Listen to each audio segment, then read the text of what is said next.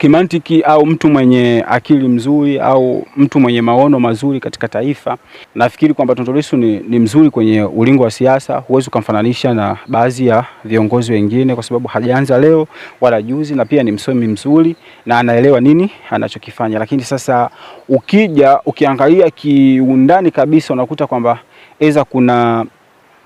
kuna yale ambayo yanayomsibu watu watakapokuwa wameandamana kivile kimantiki ya kitaifa, basi kuna watu ambao wana kasoro zao au kasumba zao katika nchi.